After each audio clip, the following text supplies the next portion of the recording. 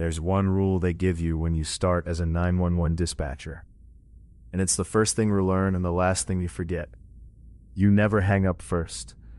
No matter what the person on the other end is saying, no matter what you can hear happening to them, no matter how badly you want to put the headset down and walk away, you stay on the line until they disconnect. They tell you it's because the caller might still need you. That's true, but it isn't the whole truth. Nobody tells you the whole truth until you've worked the graveyard shift long enough to find it out for yourself. So let me save you the trouble.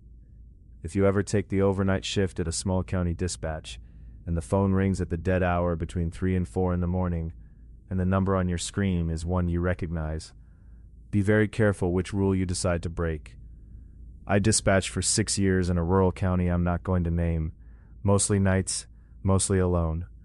If you've never seen a small county dispatch center, picture a windowless room about the size of a bedroom, a horseshoe of desks, a wall of monitors, a big laminated map of the whole county with every road and address on it, and a radio that connects you to maybe 3 or 4 sheriff's deputies covering 900 square miles of nothing.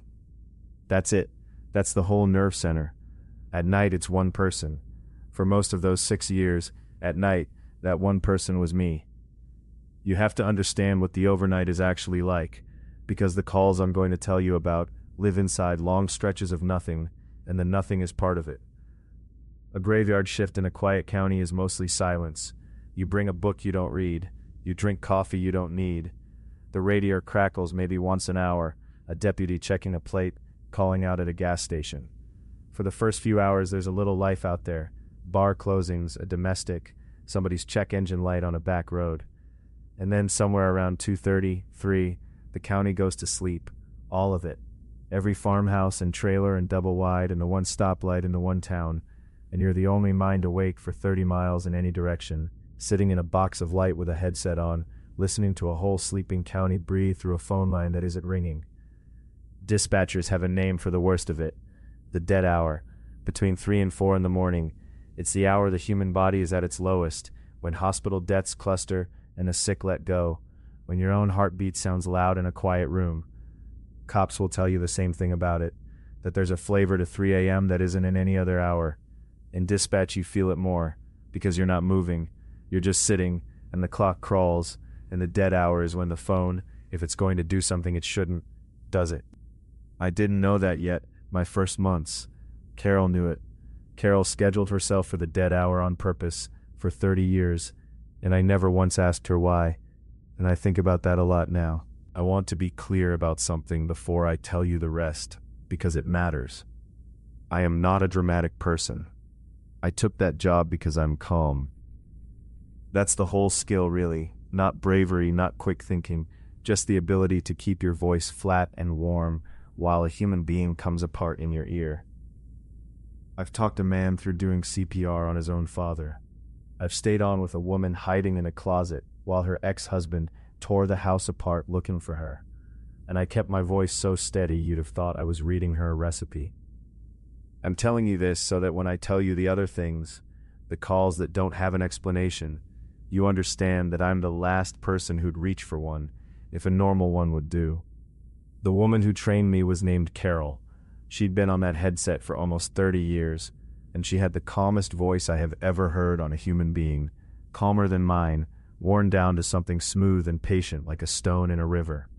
On my first overnight, she sat beside me, and near the end of the shift, around 4 in the morning, she told me the rule. Not the official rules. Those are in a binder, and they're about codes and protocols and what to say. She told me her rule.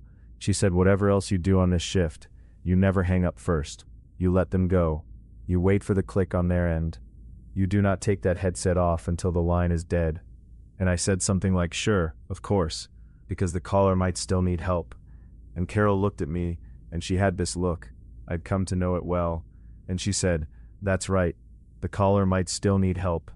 But she said it the way you agree with a child, so the conversation can end. Like there was a second half of the sentence she'd decided not to say. I didn't think anything of it then. I thought it was just an old dispatcher's habit, the kind of superstition you pick up after 30 years of bad nights. I know better now. The first one I can't explain came about 8 months in. I was comfortable by then, confident, a little bored, which is the dangerous part of the job. Most of the work is boredom, and the boredom teaches you that nothing real is ever going to happen, right up until it does. It was 3:12 in the morning. I remember the time because I just looked at the clock thinking the shift was finally starting to drag. The line rang, and the address populated on my screen the way it does. The system pulls the location automatically, and I answered the way I always do. 911, what's your emergency? For a second, there was just breathing, then a woman's voice, very low, almost too quiet to hear, like she had her mouth right up against the phone and her hand cupped around it. She whispered, "There's someone in my house." I went into the rhythm of it without thinking, calm and quick. "Can you get to a room with a lock? Are there children in the home?" And she answered in that same tiny whisper. She was upstairs, she was in the bathroom, she was alone, and she could hear him moving around downstairs, slow, like he wasn't in any hurry. And I'm doing two things at once the way you learn to, talking to her and reading my screen, and I glance at the address the system pulled to relay it to the deputy. Not personally, but I'd seen it in the call logs because everyone in dispatch had. It was a house out on a county road that had burned down. Not recently, years before I started. A total loss, an electrical fire. And I knew the story the way you know the local legends of a place where nothing happens, because a family had died in it. There was no house at that address. There was a foundation and a chimney standing in a weedy lot, and that was all. I'd driven past it. There was nothing there to be inside of. I want to tell you I handled it perfectly. I didn't. I made the one mistake. I was rattled and I did the human thing, which is I tried to make the wrong thing make sense by saying it out loud. I said, "Ma'am, I'm showing your address as," and I read it to her. The number, the county road. I read it out loud to confirm it, and the second I finished saying the address, the exact instant the last word left my mouth, the line went dead, not hung up, dead. No click, no dial tone, just gone, like a wire cut with scissors. And the address vanished off my screen at the same moment. The field just blanked, like it had never been there. I sent a deputy. Of course I sent a deputy. I'm not going to gamble with a life on a feeling. He drove all the way out there, 25 minutes, and he keyed up and told me what I already knew. Empty lot, foundation and a chimney, weeds up to his knees, wet with dew, no footprints in them, no house, no woman, nothing. But he stayed on the radio a beat longer than he needed to. Deputies don't usually do that. They clear the call and get back to whatever they were doing. He sat out there in that weedy lot with his headlights on the old chimney, and he keyed up again, and he asked me in a voice that wasn't quite steady whether I was sure about the address, whether maybe I'd transposed a number. And I said no, I read it right, why? And there was a pause, just the open hiss of the radio, and he said the chimney was warm. It was a cold, clear night, hours past any sunset, and that chimney standing alone in an empty field had heat coming off it, like there'd been a fire in a fireplace that wasn't there anymore, in a house that wasn't there anymore. He didn't get out of the car again. He told me later he sat there another minute with the doors locked, feeling watched, and then he left, and he drove a little faster than he needed to on the way back, and he never volunteered to take a call to that address again in the 4 years I worked with him. I logged it as a misroute, a glitch, a ghost signal, a number spoofed off an old record. There are technical explanations and I reached for all of them, and you can too, and maybe you're right.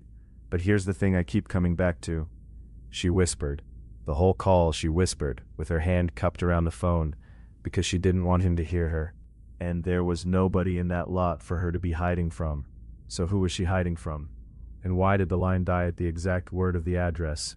Like saying it out loud was the thing that mattered. I went and found Carol the next evening before her shift, and I told her about it half laughing, expecting her to laugh too. She didn't laugh. She just nodded slowly, like I'd told her something she already knew. And she said, "You said the address out loud." Not a question. And I said, "Yeah," to confirm it. And she closed her eyes for a second, and she said, "Don't do that again. Take the call, send the car, but don't read the address back to them. Some of them are just looking for someone to say it out loud with them." I asked her what that meant. She put her headset on and turned to her screen, which was how Carol ended a conversation. And she said, "It means you never hang up first, and you don't say the address. That's 2 now. Write them down." The second call I can't explain was a child. I have to brace myself even now to talk about this one, and I've had years. It was a winter night, the kind of cold where the deputies' radios get scrappy and everything outside is dead still. Around 3:30 the line rang, and I answered, and it was a little girl, maybe 6, maybe 7, crying in that exhausted, hiccuping way kids cry when they've been crying a long time and have mostly run out. She said there was a tall man in the hallway. She said he'd been standing outside her door for a long time, not moving, and she'd been hiding under her blanket, but she had to pee, and she was scared and she didn't know what to do, and she'd called the number her mommy taught her, and every protective thing in me locked into place, because this is the call you do everything right for. I kept her talking. I asked her name, her mommy's name, whether her mommy was home. She said her mommy was sleeping, and she couldn't wake her up. That phrase, she couldn't wake her up. I asked very gently where her mommy was sleeping, and the little girl said on the kitchen floor, and the bottom dropped out of my stomach. I glanced at the trace, and the number that the call was coming from. I had the deputy pulling toward the area already. I want you to know that. I never stopped working the call. But the number on my screen was flagged. Disconnected. Not a cell, not a spoofed VoIP line, a landline that had been disconnected. The little notation the system puts when a number's been out of service. It had been disconnected for 11 years. I kept my voice level. That's the job. I told her help was coming, that she was being so brave, that I was going to stay right here with her the whole time, and I meant it. I was not going to hang up on a terrified child. The rule in my own heart pointed the same direction. And she went quiet for a moment, and then in this small, flat little voice, not crying anymore, she said, "He's looking at the phone now." And then, "He wants to know who I'm talking to." And then the call didn't end. That's the part. It didn't hang up. Mid-breath, like someone had pressed pause on her. And the line stayed open, this open, hissing nothing, for 1 second, 2, 3, and I sat there with my heart going, and I did not take off the headset, because you never hang up first. And then very softly, on the other end of that disconnected line, in a low man's voice, calm and almost kind, someone said, "Thank you for staying on the line." And then the click. The deputy got there. The address the number was registered to, 11 years ago, was a trailer on a county lot. New people living there now, a young couple, no kids, sound asleep, no idea what he was talking about, annoyed to be woken up. He checked anyway, knocked, walked the perimeter, shone his light in the windows. Nothing. He cleared the call and I marked it, and I went into the bathroom at the dispatch center, and I was sick. When I told Carol, and by now I went to Carol with these, the way you'd go to a doctor, she didn't say much. She got very still, and she said, "The repeats. I've been getting that one for 30 years. I said, "What do you mean, repeats?"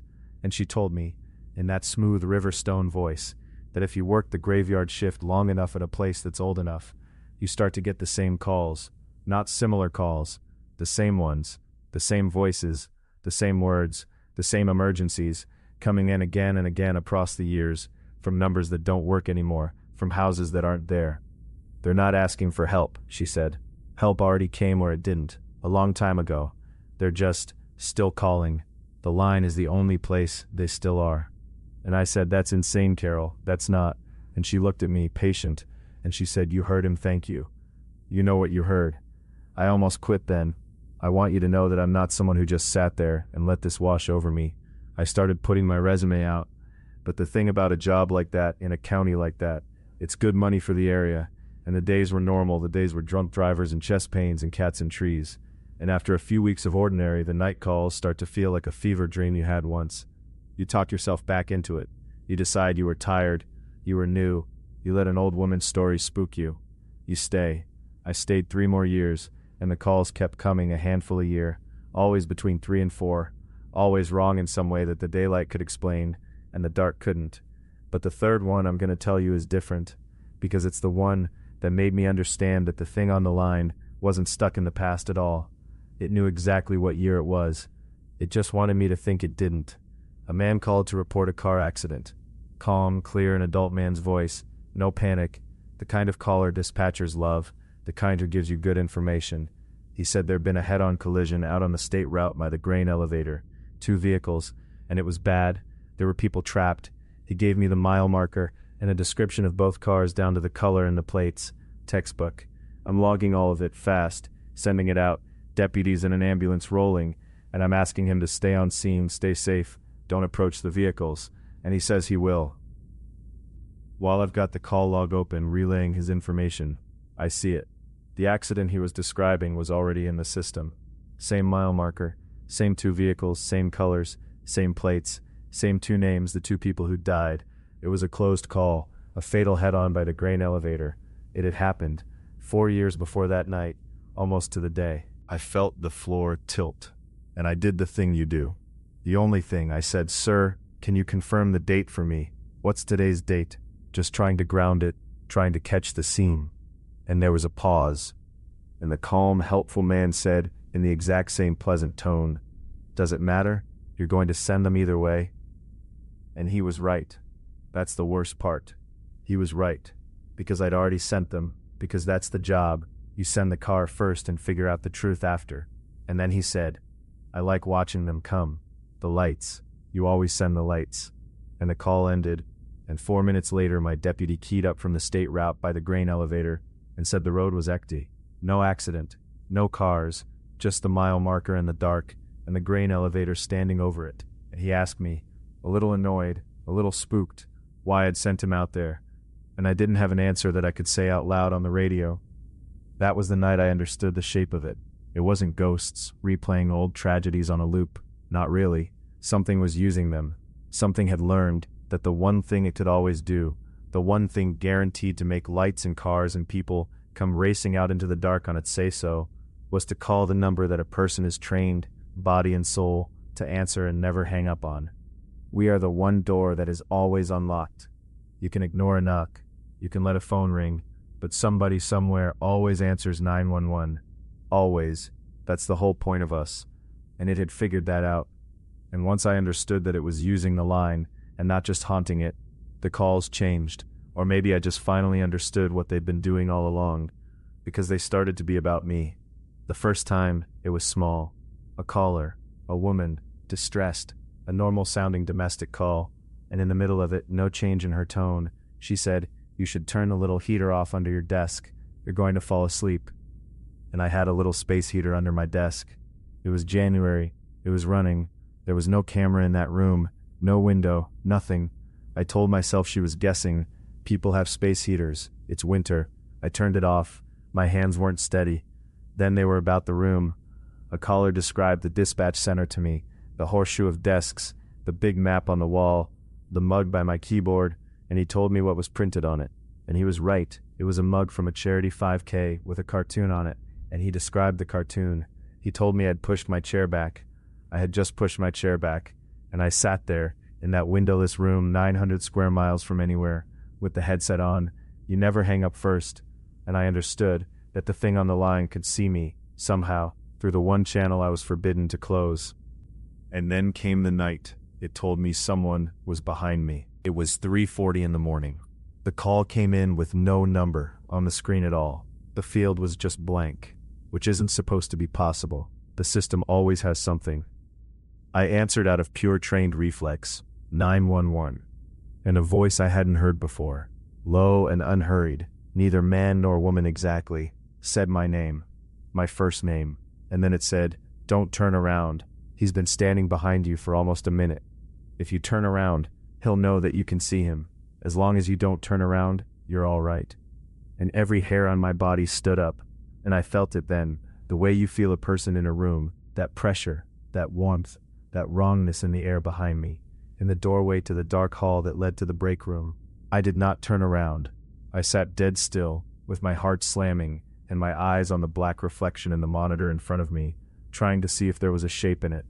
And there was something. There was a darker patch in the dark, and I could not tell if it was real, or if it was just the thing on the line painting a picture in my head. And the voice waited with me, patient, and after a long time it said, softly, "There, he's gone now. You did very well. You didn't hang up." And it clicked off, and I tore the headset off. It spun around, and the hallway was empty, and the break room was empty, and I was alone, completely alone, the way I'd been alone the whole time. But I'd have never, before or since, been so certain that I was not.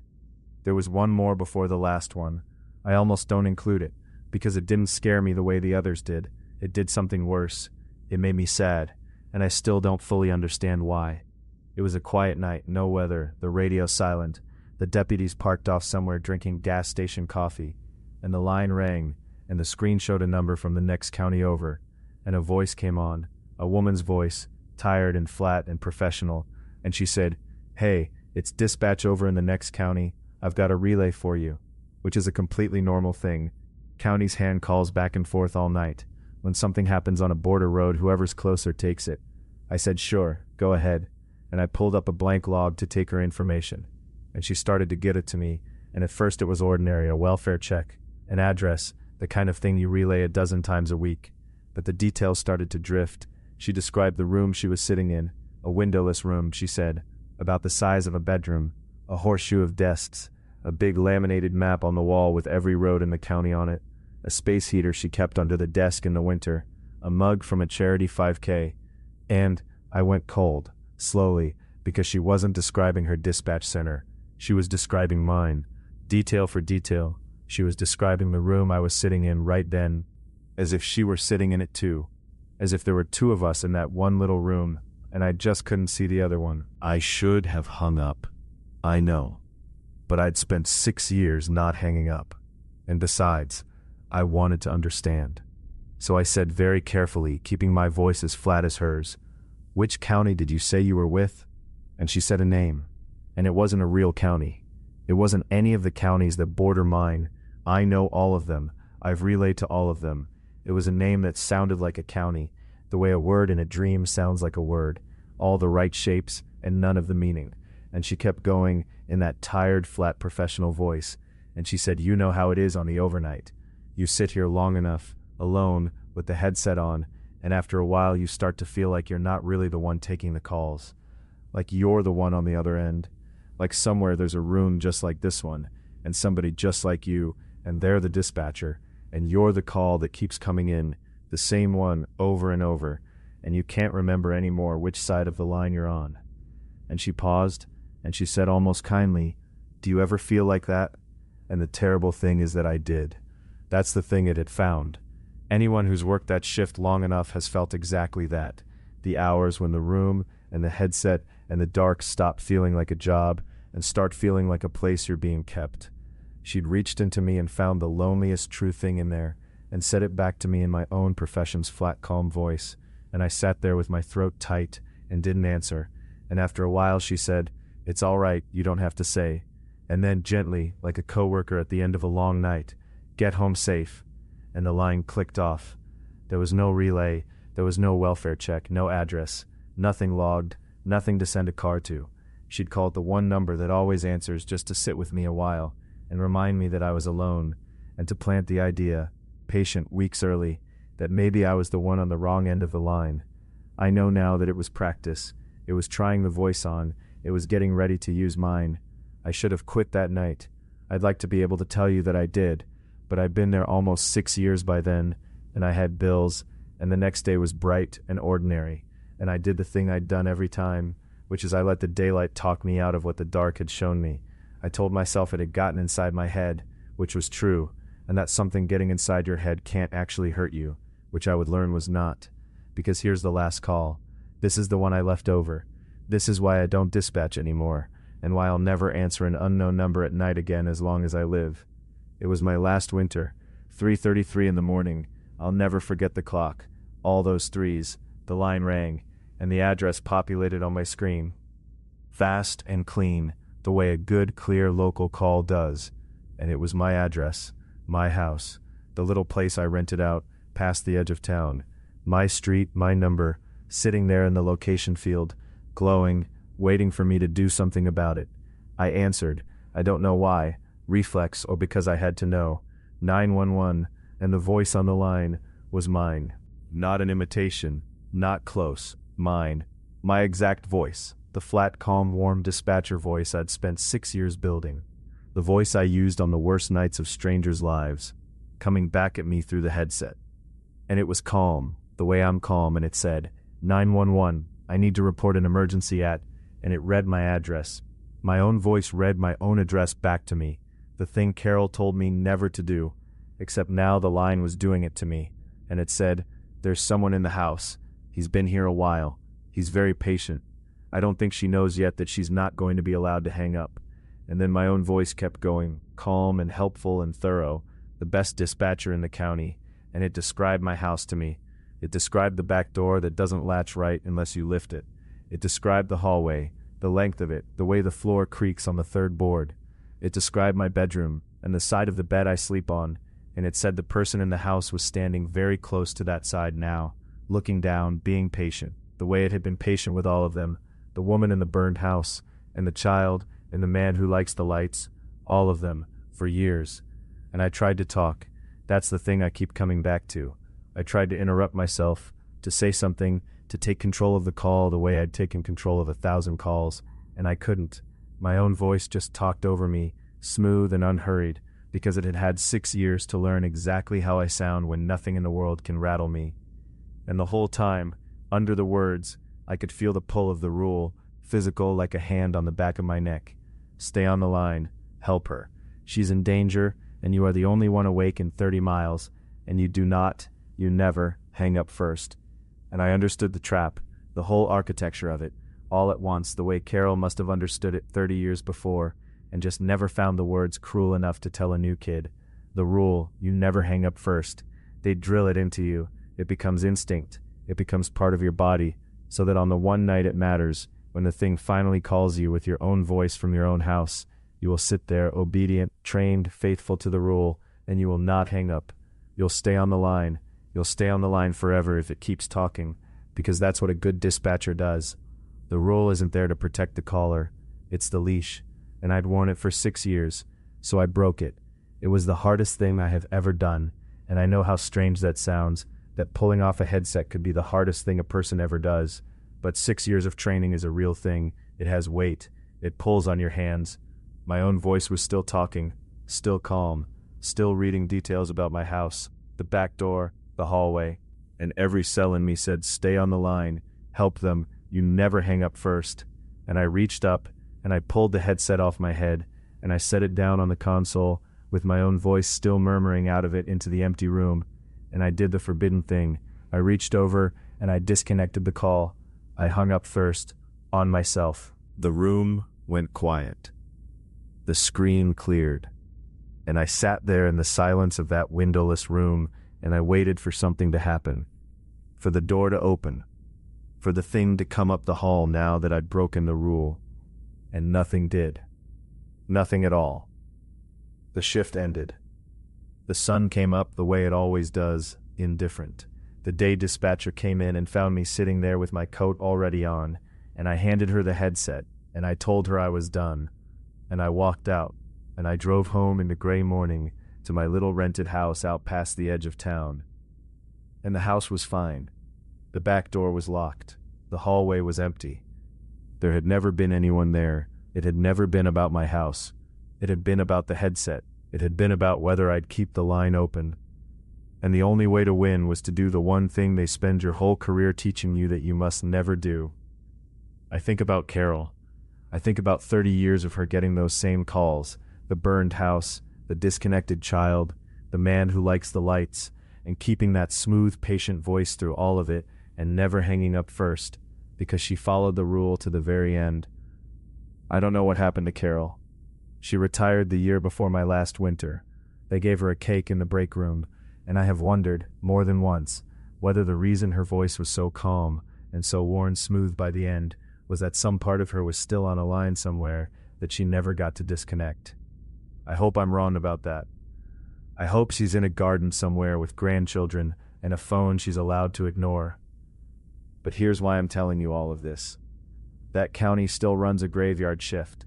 There's someone sitting in that windowless room right now, tonight, alone, with that headset on, and that big map glowing on the wall, and the clock crawling toward the dead hour. Some calm new kid who took the job because they don't rattle easy, and on their first overnight, an old hand sat beside them near the end of the shift and told them the rule, the way Carol told me, the way someone told Carol. You never hang up first. You stay on the line. And they nodded, and they thought it was about the callers.